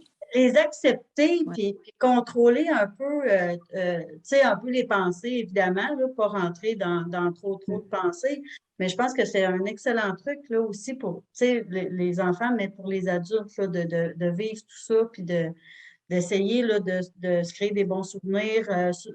Moi, j'en ai pas vécu là, de la colère, mais si quelqu'un est en colère, a perdu un parent subitement ou je ne sais pas qu'est-ce qui pourrait provoquer de la colère chez un adulte qui perd un proche, mais tu sais, d'écrire justement, c'est vrai que ça doit être libérateur et tout ça, tu sais. C'est ça, je trouve ça. Des trucs que vous donnez, Mme Couture, c'est autant, je trouve, pour les adultes que pour les enfants. Là. Ça fait référence, vous savez, tout à l'heure, je vous ai dit, si, mettons, c'est très dur pour l'adulte, il peut profiter des trucs de l'enfant, des histoires de l'enfant, du papillon. On revient là, c'est la même chose. Juste une petite précision. Vous dites, je ne sais pas comment un adulte peut vivre de la colère. Bien, la colère n'est pas, des fois oui, mais quand on dit qu'on vit de la colère face à un deuil, la colère n'est pas, je ne suis pas fâchée après grand-papa. Je suis fâchée après la vie. J'en veux à tout et à tous. Je ne suis pas d'accord avec ça. Je suis enragée parce que cette situation-là m'arrive à moi. Je ne voulais pas perdre cette personne-là. Alors, ce n'est pas une colère là, dirigée, tu n'es pas gentil d'être parti. Là. C'est une colère, on n'accepte pas, on est fâché, on vit de la colère. J'allais dire de la rage, on va se calmer, de la colère, parce qu'on ne veut pas ça. Alors, c'est dans ce sens-là. Certaines situations malheureuses, la colère est dirigée envers la personne, mais on n'est pas là, de façon générale, c'est quand on n'accepte pas. Vous avez dit d'autres choses tout à l'heure encore intéressantes, vous avez dit j'ai eu toutes ces émotions-là, je les gérais et on a nommé le contrôle. Face au deuil, comme face à beaucoup d'autres situations, mais le deuil en particulier, je pense, là, je dis ça comme ça, mais je pense que ça a du bon sens, c'est probablement la situation où on a le moins de contrôle. Hein? On n'a pas de contrôle sur le moment, on n'a pas de contrôle sur le comment, on n'a pas... Ça arrive, OK? Tandis que les autres choses, puis à la limite, là, même une séparation, on n'a pas contrôle si un des deux décide de quitter, mais on a contrôle sur comment on va le gérer. Il me semble qu'on a un certain... Mais le deuil, là, c'est bang! On n'a rien à faire avec ça. Pas le deuil, mais la mort. Fait que je pense que le contrôle, c'est apprenons à contrôler ce sur quoi on a du contrôle. Notre problème en tant qu'humain, c'est qu'on voudrait contrôler tout, mais il y a des choses sur lesquelles on n'en a pas. Vous savez, là, la fameuse psychologie moderne du lâcher-prise.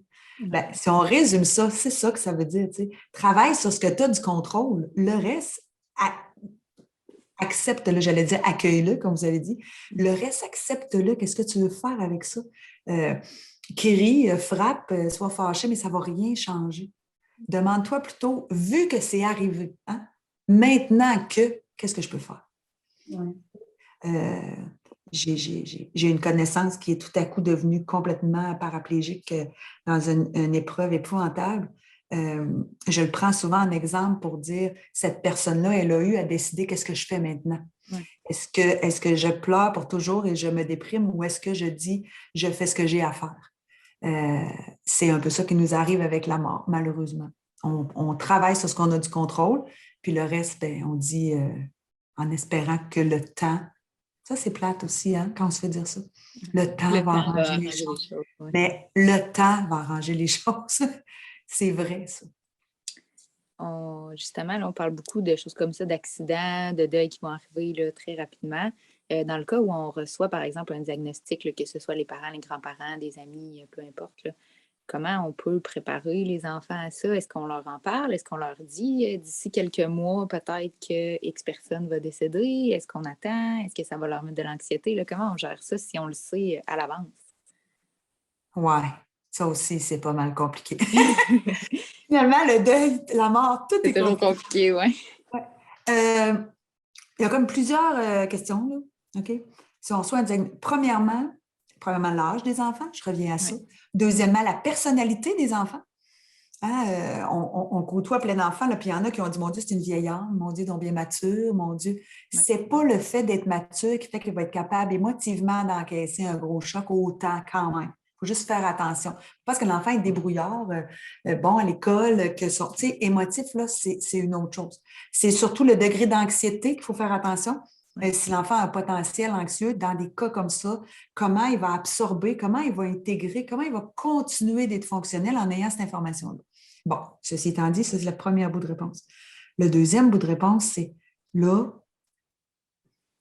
ça n'a pas d'allure, mais j'allais dire, on a la chance d'avoir un délai avant. Pas une chance, là, je comprends, c'est un malheur, mais vous comprenez, mais considérant qu'on a l'information, bien, allons-y quand même là, de façon logique selon le temps. Je ne pense pas que si on m'annonce que c'est dans un an, dans la première semaine après mon annonce, je vais en parler à mon enfant. Ouais. On peut Premièrement, l'adulte, exactement, vous m'avez vu, l'adulte doit assimiler ça. L'adulte doit l'encaisser. Là, l'adulte va avoir ses étapes, là, lui, parce que ça aussi, c'est un deuil, là, apprendre que ça s'en vient. Fait que les étapes, là, tout ça, là, ça aussi, les étapes du deuil, hein, la littérature, là, 5, 7 étapes selon les chercheurs, là, on les connaît de toute façon, mais fait que l'annonce d'un diagnostic épouvantable, c'est la même chose qu'on vit, OK? Donc, donner le temps à l'adulte.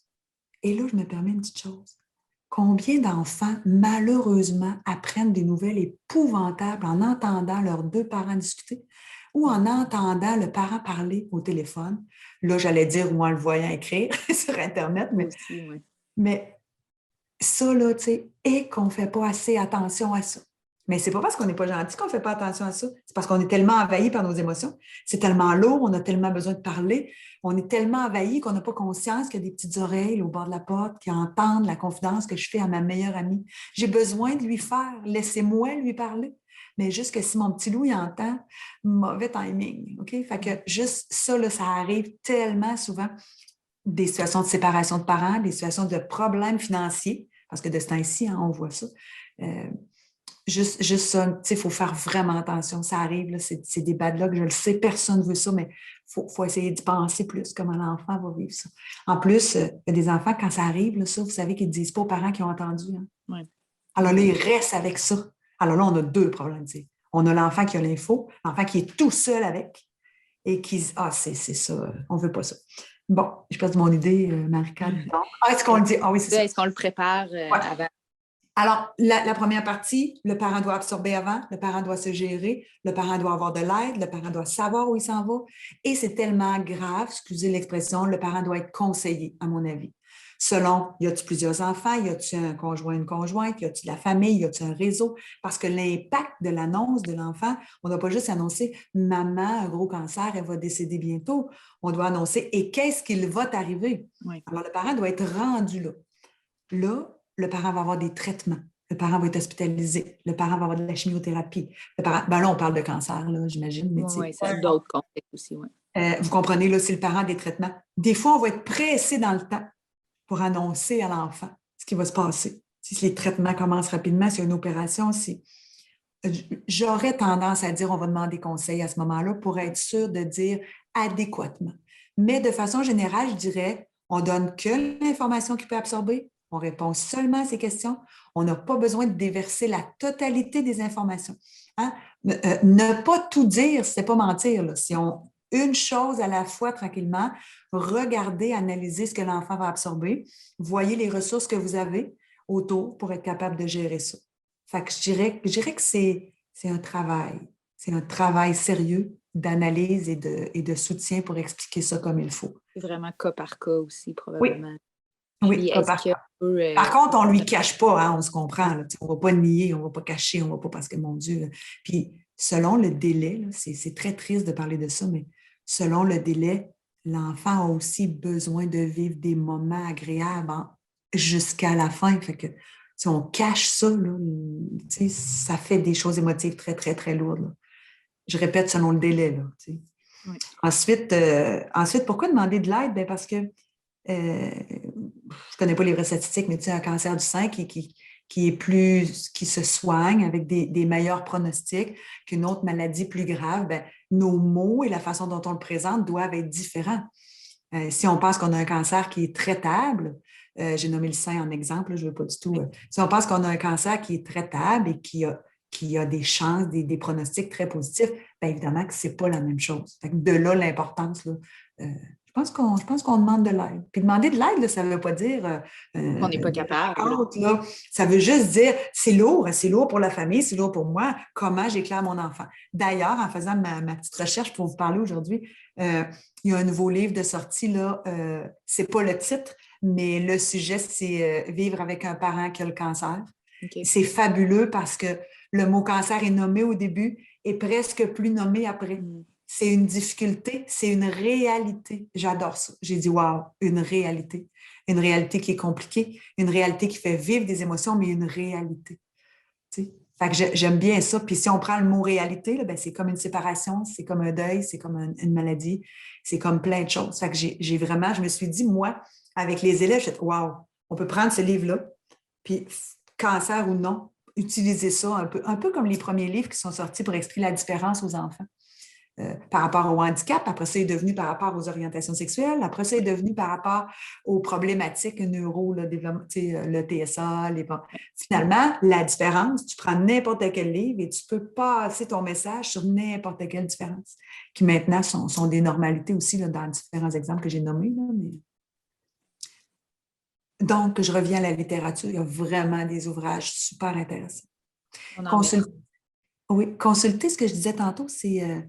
Je vous répète, le consulter ne veut pas dire nécessairement avec l'enfant. Ça peut être juste du soutien aux parents sur comment le guider pour jaser de ça avec son enfant. Les mots à retenir, hein? Oui.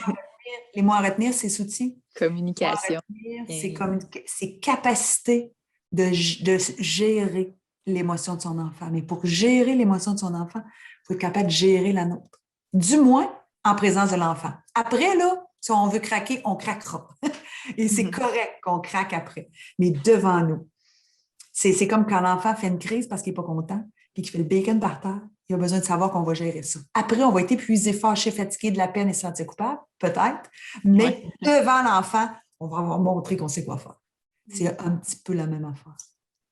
Plus triste, plus compliqué, mais... la même C'est ça. chose. Puis je pense aussi qu'il faut se rappeler, comme on a souvent nommé, que même l'adulte, probablement, qui ne gère pas, même nous, les adultes, qu'est-ce qui arrive après la mort, on ne le sait pas trop, on ne comprend pas trop, ça va arriver quand, c'est dur pour les adultes aussi. Bien, il ne faut pas s'attendre à ce que l'enfant comprenne tout ça, lui, en une discussion, puis que tout soit réglé, là. C'est normal que ce soit plus difficile, puis c'est normal que ça puisse prendre du temps. Est-ce qu'il y a un certain délai là, qu'on se dit, bon, OK, au début, c'est normal, il est triste, changement de comportement et tout. Est-ce qu'à un moment donné, on peut dire, là, c'est parce que ça fait 3 mois là, qu'il ne dort pas, il faudrait faire quelque chose. Est-ce qu'il y a un délai ou non? C'est plus cas par cas encore? Et si on prend votre chiffre de 3 mois, là, ça ne va pas. Oui. Surtout selon l'âge de l'enfant. On prend un exemple encore, on dépersonnalise, on prend un exemple pas trop triste. Un ami qui est en chicane avec son copain à la récréation, il est en chicane là. La terre s'effondre, il pleure sa vie. Madame Chantal, c'est la fin du monde. OK? C'est épouvantable. Là. Ben, 30 minutes après, il ne s'en rappelle plus. Puis si je lui dis, c'était qui donc le copain qui était à une chicane tout à l'heure? Il n'est plus trop certain. Puis il dit, c'est pas grave, c'est correct. Il est rendu ailleurs. Ben, si sa peine, elle est pas trop élevée, il va être rapidement rendu ailleurs. Jusqu'au jour où il va penser à papy. Jusqu'au jour où ça va être Noël. Il va revivre des moments d'émotion, mais l'état général va être correct. Est-ce que ça va? Oui. Je n'ai pas de délai à vous dire, là, tu sais, je ne suis pas non plus une sommité là-dedans, mais oui, c'est ça. Mais je n'ai pas de chiffre en délai d'ailleurs. Il n'y a pas de chiffre en délai pour les adultes non plus. Hein? Selon ce que tu avais à vivre avec la personne qui est décédée, selon ton lien affectif, selon techniquement ton... Ah oui, il y a une autre chose aussi. Hein? Des fois, il y a des biais à notre tristesse qu'on oublie de prendre en considération.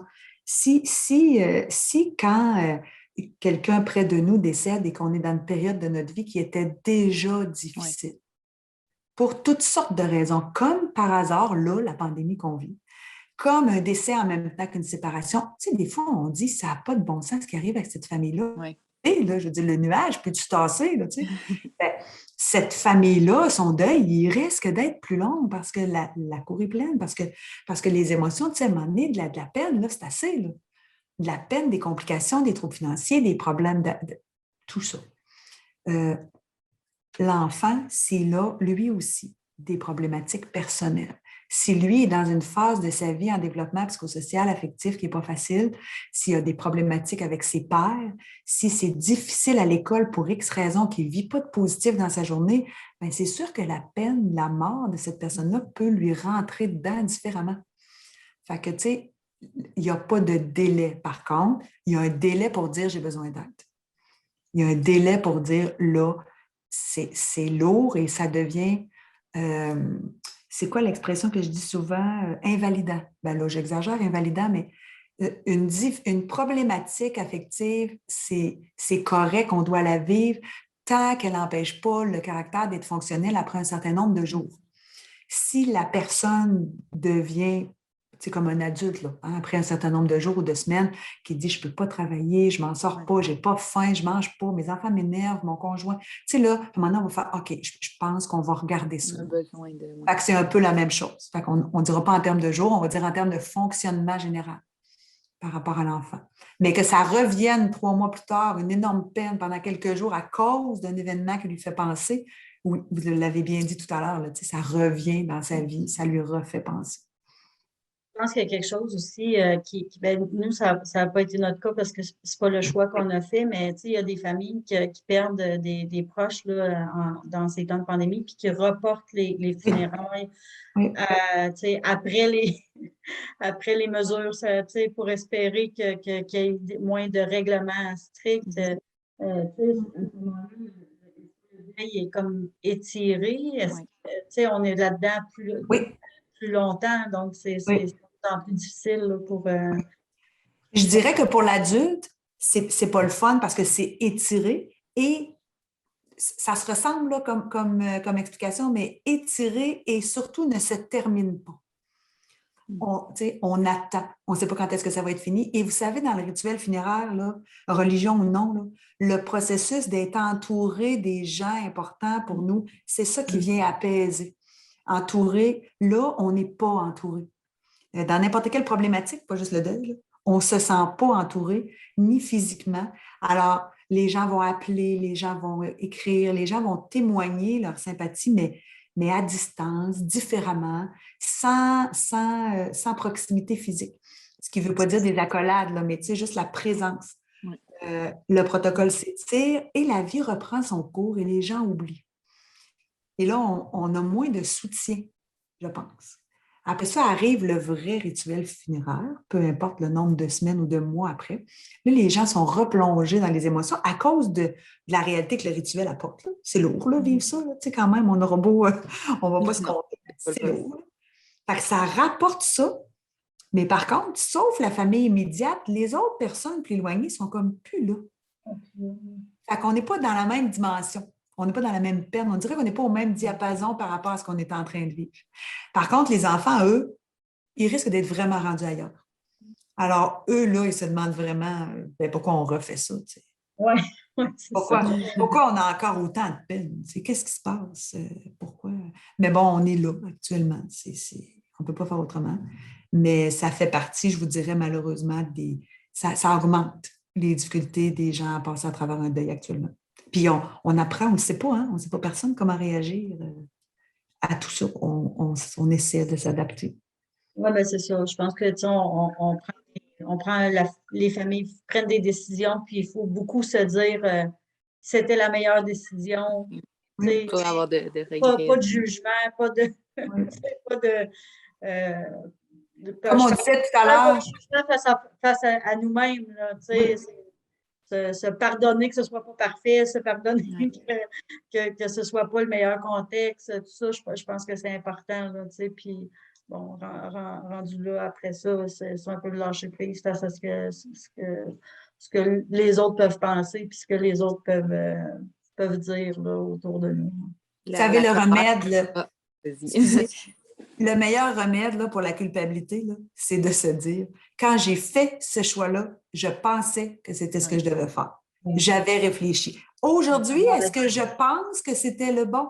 Non, pour telle raison. Mais quand j'ai pris ma décision, là, moi, là, ben, c'est ça que je pensais.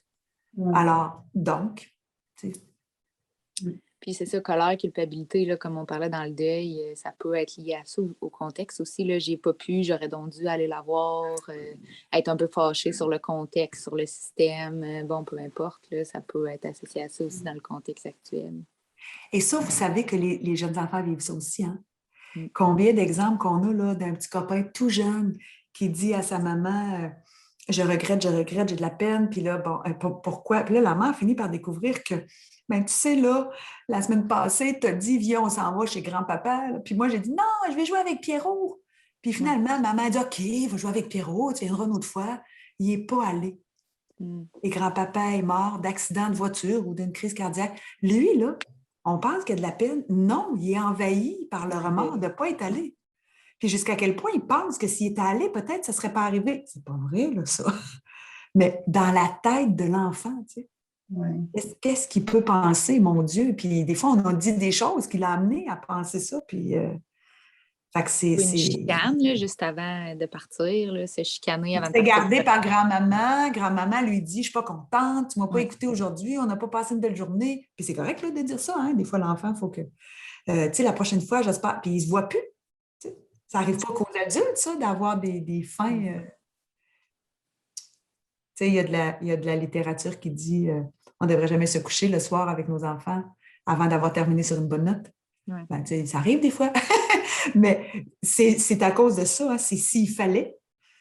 C'est ça le principe en dessous de ce conseil-là. Premièrement, on ne dort pas bien. Premièrement, l'enfant non plus, on imagine. Mais l'enfant, il oublie plus vite. C'est ça l'affaire. Le parent, lui, ça tortille dans sa tête. Mais c'est ça le concept, c'est s'il fallait. Fait que l'enfant peut vivre ça aussi avec... Là, je répète, on parle de grands-parents, mais imaginez avec papa ou maman. C'est encore pire. Par contre, peut-on vivre en se disant toujours s'il fallait? Non, là, on se met de l'anxiété. Oui, ça peut toujours arriver n'importe quoi aussi. Ah oui, là, on va ailleurs. Là, il ne faut pas faire ça, là, mais tu sais, c'est comme des principes de base. C'est ça, justement. On parlait beaucoup là, de grands-parents et tout, puis qu'on peut expliquer, ben c'est le cycle, c'est normal, sa vie est déterminée, tout ça. Dans le cas où le frère ou la sœur décède, là, qu'on n'a pas vraiment d'explication rationnelle à tout ça, puis que même le parent, justement, est très impliqué, mais que Ben non, c'est pas supposé qu'un enfant décède là, à 3 ans. Là, comment on explique ça? Oui, oui. Ben, premièrement, là, vous donnez votre exemple, là, puis moi, je me sens pas bien, OK? Ouais. C'est là, j'ai envie de dire, ben voyons, non, c'est épouvantable, là, ça n'a pas de sens. Mais disons-le à l'enfant, c'est épouvantable. Là, on ne va pas lui dire là, que ça va être correct. Là. Tu sais, ça n'a pas d'allure, puis c'est triste, puis mon Dieu, puis c'était la personne qu'on adorait le plus, puis tu as raison. Tu as raison, ça n'a pas de sens. Là, on va pleurer, puis on va crier, puis on va sortir ça. Mais là, après, là, ceci étant dit, là, on n'a pas de contrôle. Évidemment, on prend les mots selon l'âge de l'enfant. Mais qu'est-ce qui est arrivé? Est-ce que je vais mourir aussi? Est-ce que le plus possible dans la réalité, la vérité, sans trop de détails? On revient toujours à la même chose. Par contre, là, le danger, c'est que l'enfant se dise, donc, si les enfants meurent, je peux mourir. On ne l'a pas abordé encore. Tout à l'heure, on a dit, il va demander à maman, est-ce que tu vas mourir? Mais est-ce que je vais mourir? Et là, un enfant qui a peur de mourir, là, on peut avoir toutes sortes de risques là, d'anxiété vraiment forts. Peur de la voiture, peur de traverser la rue, peur de se blesser quand il fait son sport, peur d'être malade, peur d'attraper un microbe, peur. Alors, c'est important, malheureusement, c'est très difficile, puis mon Dieu, je ne souhaite pas ça. C'est épouvantable à vivre comme parent, mais il faut rationaliser. Il faut rationaliser puis dire, c'est arrivé, mais ça n'arrive pas toujours. Ça arrive même rarement. C'est malheureux, c'est épouvantable, mais c'est rare. C'est pas... Le caractère, la lourdeur de ce décès-là est pas comparable à un autre. L'enfant ne pourra pas comprendre. Fait qu'on va arrêter de lui demander d'essayer de comprendre. C'est pas rationnel. Ouais. Il va être envahi par des émotions là, normales qui vont être trop fortes. Il ne faut pas essayer d'expliquer ce qui ne s'explique pas. Ouais. Hein? Qu'est-ce qu'on dit à un adulte qui dit « Pourquoi mon enfant de 2 mois est mort du cancer? » On fait « Je ne vais pas vous raconter n'importe quoi. C'est épouvantable. C'est quoi? On dit « C'est le destin. » Non, c'est triste. C'est tout. Fait qu'essayons d'aider la personne à passer à travers ça. Ce n'est pas très scientifique comme réponse, mais c'est pour vous dire que l'enfant n'a pas le choix de le voir comme une réalité. Je reviens au mot de tantôt. On ne peut pas l'expliquer. On ne peut pas lui dire pourquoi est-ce que son frère a attrapé cette maladie-là, ou pourquoi est-ce que son frère a un accident d'auto, ou pourquoi est-ce que c'est à son frère que c'est arrivé. C'est arrivé. Puis là, je ne veux pas me défiler, là, mais on peut donner des explications si on en a, si on connaît la maladie, s'il y en a des explications, là. Bien, on peut les donner, mais malheureusement, ça se peut qu'il n'y en ait pas. Vous comprenez les exemples qu'on a en tête, là? Je ne veux pas donner trop de détails, mais ça se peut qu'on n'en ait pas vraiment d'explication. Alors, à ce moment-là, bien, on vit la peine. On lui donne le droit d'être fâché, d'être en colère, de ne pas comprendre. On peut dire que, tu sais quoi, moi non plus, je ne suis pas d'accord. Moi non plus, je ne voulais pas que ça arrive. Et moi non plus, ça ne fait pas mon affaire. Tu as raison. Mais là, maintenant, nous deux, nous trois, nous 6, là, nous deux, on va continuer. Et quand ça va un petit peu mieux, pas la première journée, là, on peut dire qu'est-ce qu'il voudrait, Pierrot? Pierrot, il voudrait qu'on soit bien. Mais pas tout de suite, là, hein? Pas jour 1. Encore là, ça dépend de la personnalité, ça dépend de la situation, ça dépend des ressources, ça dépend de plein de choses. Puis, Madame Marca, dans un cas comme ça, là, j'ai envie de vous dire, là, avant tout ça, là, de l'aide. Parce que là, on parle de fratrie avec quelque chose d'épouvantable, de l'aide. C'est sûr que les parents sont trop impliqués émotionnellement. De l'aide tout de suite, là. De l'aide la même journée, pas de l'aide à un rendez-vous dans 2 mois, là, parce que là, des rendez-vous, c'est pas facile à trouver là, dans notre domaine. C'est ça. Puis je suppose aussi que dans ces situations-là, l'enfant qui va décéder à l'hôpital et tout, là, ils vont pouvoir se faire proposer des ressources. Là. Absolument. Lorsque c'est des circonstances comme ça, il y a des ressources dans les services publics. Mais là, je vais vous dire, vous savez, là, au Québec, on a 8-1. 8-1, là, c'est l'urgence sociale. Là, dans ça, il rentre des tonnes de situations possibles. Fait que vous avez un drame, vous vivez quelque chose d'épouvantable, faites le 8-1 et dites, j'ai besoin d'aide là, tout de suite. Ça ne va pas vous donner un psychologue demain à 8 heures, ça va vous donner un humain sur le champ qui va faire ce qu'il faut là, au moment où ça va arriver. On va guider, on va déléguer, on va aller vers les spécialistes dans le domaine. Mais là, quelqu'un va répondre, quelqu'un va vous entendre. Et c'est vrai, là, ça, là, c'est pas... Par contre, on tombe sur une boîte vocale, là, mais qui répond tout de suite. C'est dirigé. C'est instantané, là, le 8 à 1. Là. C'est comme... Fait que on connaît ça maintenant au Québec. Il faut utiliser ça à bon escient, évidemment. Mais dans le cas dont vous parlez, là... Puis beaucoup d'écoute aussi, texto maintenant. Là. Oui, exactement. Quelqu'un tout de suite. Puis là, reviennent encore les mêmes principes de tout à l'heure. Le parent doit se gérer lui-même avant. Alors là, ça prend quelqu'un d'autre. L'enfant, là, des fois, il a besoin d'être bercé, entendu, écouté. Et des fois, il a besoin de faire autre chose, de penser à autre chose pendant quelques minutes. Là. Sa vie doit continuer, puis après ça, on parle des vraies choses. On n'oublie pas quelque chose selon le développement de l'enfant, là, sa capacité d'absorption. Nous, là, ça fait beaucoup de minutes qu'on jase, là, puis on est encore concentrés. Puis on jase de sujets émotifs et c'est plus difficile. Moi, je suis plus fatiguée là que si on avait parlé de n'importe quoi d'autre. Alors, imaginons une vraie scène. On ne parle pas de ça à l'enfant pendant de longues minutes. Là. Quelques minutes intenses, les yeux dans les yeux, avec des câlins puis de la tendresse. Puis on y revient après parce que c'est trop. L'image qui me vient l'image qui me vient en tête, c'est quand vous dites qu'il faut parler, faut gérer, se gérer nous-mêmes, puis après ça, on peut apporter de l'aide.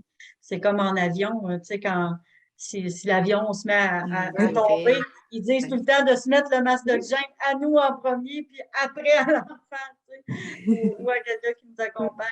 Donc, l'image est bonne, je trouve, pour exprimer qu'il faut d'abord se gérer. Oui. Puis il faut s'aider soi-même avant d'aider l'autre. C'est notre enfant, là, on peut le référer en attendant s'il y a besoin tout de suite. Mais c'est important là, de se stabiliser au niveau émotif là, pour être capable de l'aider, parce que sinon, ça ne l'aidera pas du tout, là, finalement. Le masque d'avion, c'est un exemple excellent. Je vais le garder. Une comparaison, pas du tout dans le même degré émotif, mais un copain qui fait une colère, un enfant qui hurle, un enfant qui dit des bêtises à sa mère ou à son père, qui est fâché, qui frappe dans le mur. Là, c'est pas un bon exemple qui frappe dans le mur parce que ce qui suit n'a pas d'allure, mais un enfant qui fait une colère, tout simplement. C'est une bonne idée que le parent dise à l'enfant, tu sais quoi, je vais revenir. Je vais revenir parce que là, maman, elle va devenir trop fâchée. Je vais revenir un petit peu, aller me calmer. Aller prendre des grandes respirations. Et là, bien évidemment, qu'on manipule parce que là, on est en train de dire à l'enfant le truc qu'il pourrait faire. Hein? Respire, calme-toi. Maman va aller penser à autre chose quelques minutes, prendre un verre d'eau, respirer. Je reviens. On réglera ça en revenant. 2 choses. Parce que là, peut-être qu'il a dit des choses épouvantables à sa mère. Peut-être qu'il a dit des bêtises. Peut-être qu'il a dit... Et là, si maman reste et elle répond, oh, palais! Là, il va avoir l'escalade. Parce que l'escalade des émotions. Nous, là, on est des humains, là. On réagit aussi, là. Hein? On overreact selon ce qu'on est en train de vivre. Fait qu'on se repose, on prend une respiration, on revient. On va revenir, on va tellement être meilleur. On va dire quelque chose qui va avoir tellement du bon sens. Dans n'importe quelle situation des émotions des humains, si on sort impulsivement ce qu'on a envie de dire, mauvaise idée. Chaque fois qu'on a une émotion forte puis qu'on arrive avec notre patron, silence. Arrête. 3 grandes respirations. Vous savez, là, avant, l'adage qui disait « tourne ta langue 7 fois ». C'était les plus grands psychologues, ils avaient tout compris. Ça. Maintenant, on fait « prends 3 grandes respirations », mais c'est la même chose. Alors, il faut faire la même chose avec les enfants dans n'importe quelle situation, mais dans la tristesse aussi. Il faut attendre pour ne pas lancer des choses. Tu sais. Puis des fois, quand on a mal, bien, des fois, on fait mal sans vouloir faire mal à cause de ce qu'on va dire. Fait qu'il faut qu'on se fasse attention aussi par rapport à ça. Dans cette lignée-là, là, justement, d'attente, puis c'est ce que j'allais dire un peu, est-ce que, bon, on apprend une nouvelle, quelqu'un est décédé ou quelque chose, est-ce que c'est bon de dire, par exemple, à l'enfant, hey, aimerais-tu aller dormir chez tel ami, chez ton cousin, chez grand-maman ce soir pour nous, justement, avoir le temps de gérer ça? Ou on est mieux de le dire tout de suite? Est-ce que c'est correct là, d'attendre d'être justement capable d'en parler? Autre question dans votre question, là. Voyez-vous, c'est tellement délicat, le deuil, là, quand même, une question, ça amène à 8 particularités. Oui. Parce que c'est pas général, là, on ne peut pas y aller. On recommence, vous avez dit, on vient d'apprendre une nouvelle, est-ce que c'est bon de lui offrir d'aller coucher? C'est bon si le parent a bien trop de choses à absorber dans ce qu'il vient d'entendre, c'est bon. C'est pas bon si l'enfant, il devine, puis il sent qu'on le repousse à l'écart. et que j'ai besoin d'air pour que lui, là, il va dire quoi? Hein, il y a un problème, je m'en vais, je ne comprends pas. Il va être inquiet 2 fois plus. Si on fait ça, puis qu'il le sait, puis qu'il n'est pas trop sûr, on va devoir lui dire, maman est triste, maman va trouver une solution, maman va se calmer, maman va réfléchir. C'est pas... Vous comprenez la nuance? S'il s'en va parce qu'il pense qu'il dérange, parce qu'il pense qu'il ne comprend pas, parce qu'il va se sentir pas. Ensuite, c'est bon si où il s'en va, ils sont capables de gérer ça. Ouais. C'est ça que j'allais dire, parce que s'ils entendent une conversation, même entre les deux adultes qui reçoivent l'enfant, sans le vouloir, des fois, tu sais, je pense que c'est dur à prévoir. Là. Oui. Et ça, là, on fait la comparaison avec une séparation. Hein? Un couple qui se sépare, c'est la même chose. Est-ce que tu hébergerais mon fils ce soir parce que je dois régler mon papa quitte? Il fait ses valises. Il fait oui, bonne idée, il n'est pas obligé de le vivre. Mais il va revenir, puis il faut que tu sois prêt. Fait que pendant cette absence-là, ben, tu vas te préparer. Si tu le fais adéquatement, tu te prépares à lui parler. Quand il revient, ça t'a fait du bien, ça t'a donné le laps de temps, bonne idée. Mais les personnes qui l'accueillent doivent être pas eux aussi très tristes. Alors là, on choisit la personne qui l'accueille parce que vous, ça peut vous faire du bien qu'il aille ailleurs, mais la personne, il faut qu'elle soit capable de gérer ça aussi. Mais l'idée est bonne que donner le temps aux parents d'absorber. Donner le temps aux parents de s'organiser. Nous, on dit de se tourner de bord, de mettre de l'ordre, de savoir quoi faire. Et je dirais d'absorber. C'est épouvantable dans certaines situations. Et la réponse est définitivement oui, oui, oui, il s'en va, dépendamment du degré de drame. On fait pause, là, on pense à des drames qu'on voit aux nouvelles. Là. Oui, oui, oui, je veux dire un instant, là, on va réagir, on va se tourner de bord, on va demander du soutien, on va mettre de l'ordre, on va se faire un plan d'action. Des fois, selon la gravité de la situation, ça prend un plan d'action. Il ne faut pas se laisser aller comme ça. Il faut s'organiser et se structurer. Et puis un décès peut arriver là, à la maison comme ça, puis les enfants sont là aussi. Là. Oui. Oui. Mais dans tous les cas, selon l'âge de l'enfant, prenez quelques minutes pour lui dire, tu sais quoi, tu vas aller dormir chez Caroline parce que maman a besoin de réfléchir, parce que je suis triste, je dois trouver une solution. Après ça, on va parler de ça ensemble, selon le degré du drame. L'enfant est capable de prendre ça plus peut-être que s'il se sent. C'est pas toujours précis les réponses, Marika, parce que c'est tellement selon les situations. Hein? Un grand-père et la fratrie, ça ne se compare pas une seconde. Un parent, le parent de l'enfant, ça ne se compare pas à un ami du parent. Ou, c'est ah oui, ouais. Ça arrive, là, les amis de l'enfant. Les amis de l'enfant, c'est totalement l'inverse de tout ce qu'on discute depuis tantôt. Ce qu'on discute depuis tantôt, c'est le parent est envahi par un décès de son proche, comment il l'annonce à l'enfant. Le décès d'un ami de l'enfant, c'est à l'envers. Hein? C'est l'enfant qui est démoli, perturbé. Le parent qui va vivre une peine secondaire, je ne sais même pas si ça existe ce mot-là.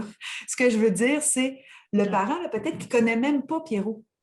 Hein? C'est un petit copain d'école. Mais le parent va réaliser qu'un enfant de cet âge-là peut partir. Et le parent va être envahi par l'inquiétude. Voyez-vous comment on tourne? De perdre le sien, oui. Puis la réalité de la mort de l'autre petit enfant va amener une anxiété subite chez le parent de perdre le sien. Alors là, le parent va avoir un réflexe de maman lionne, de protéger, de prendre, de surveiller, d'être plus... Quand l'enfant, lui, il ne comprend pas ce qui se passe, il est envahi par l'émotion de son ami qui est parti. Fait que mon Dieu, c'est très différent aussi, mais ça me fait penser, on n'a pas parlé de ce type-là.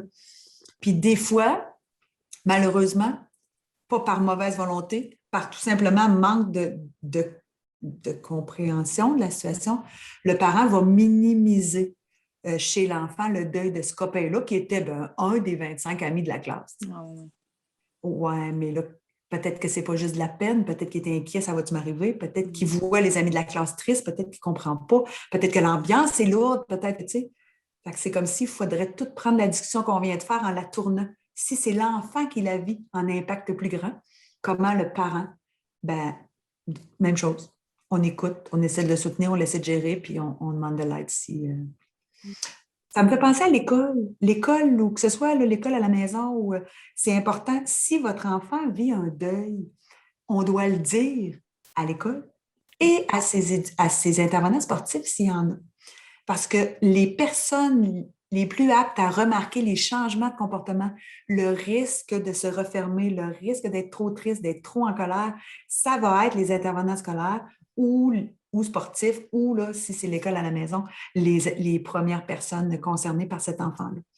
Fait que des fois, les parents, ils ne pensent pas à ça, pas par mauvaise, mais c'est important. C'est important de le dire pour qu'on puisse voir qu'est-ce qui se passe. Puis des fois, on ne s'en mêle pas du tout, hein? Des fois, pas du tout qu'on aborde ça, mais que là, on le sait. Et On est s'il arrive... préparé.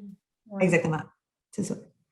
Puis si ça donne que le lendemain, c'est l'activité de science sur la mort, ben peut-être que l'enfant est prêt à gérer ça. Je pense qu'on a pas mal fait le tour de la question. C'est sûr qu'on pourra en parler encore longtemps. Merci beaucoup, Chantal, d'avoir accepté notre invitation. Si jamais vous avez des questions précises qu'on n'a pas répondu, parce que c'est ce que ça fait, je trouve, un podcast différemment qu'une présentation. Un podcast, c'est que on part puis on accepte d'aller dans un sens puis d'aller dans l'autre sens. Puis à un moment donné, il n'y a pas de suite dans la préparation. Puis là, on fait ce que j'ai parlé de ça, ce que j'ai parlé de ça. Si vous avez des questions précises, je vous donnerai une idée de réponse que vous pourrez donner. Oui, c'est ça. On n'était pas en direct aujourd'hui, mais les gens, si vous avez des questions tant sur YouTube que sur Facebook, posez-les, puis on pourra les transmettre là, à Chantal ou essayer de répondre. On va mettre aussi certaines ressources peut-être là, de livres ou de sites qu'on a mentionnés. Puis, c'est ça aussi, là, on avait effleuré le sujet un petit peu dans l'autre épisode avec Chantal avant Noël sur la psychoéducation, plus en général. Donc, si jamais ça vous intéresse, là, vous pouvez y aller. On avait parlé beaucoup d'estime de soi. Puis, sinon, nous, la semaine prochaine, on pensait parler de l'évaluation, là, surtout pour les enfants qui font l'école à la maison. Ça s'en vient. Oui. On va avoir beaucoup de questions. Donc, d'en parler, là, ça va peut-être éclairer tout le monde sur les modalités d'évaluation et tout. Donc, si vous avez des questions aussi, vous pouvez nous les poser à l'avance là, pour le prochain épisode. Merci. Ben, merci beaucoup, Mme Couture. La première fois que vous étiez là, je n'étais pas dans le podcast, mais j'avais entendu en rediffusion là, la discussion. C'était vraiment c'était très bien. Là. Fait que merci beaucoup d'avoir été là. Puis merci d'avoir accepté de parler de ce sujet-là qui me tenait à cœur aujourd'hui, là, parce que c'est ça, je trouve que c'est un sujet un petit peu tabou. Puis je voulais vraiment profiter là, de votre expertise pour savoir comment exactement on fait vivre malheureusement ces mauvaises... Ben, c'est pas des mauvaises expériences, c'est la vie. Hein?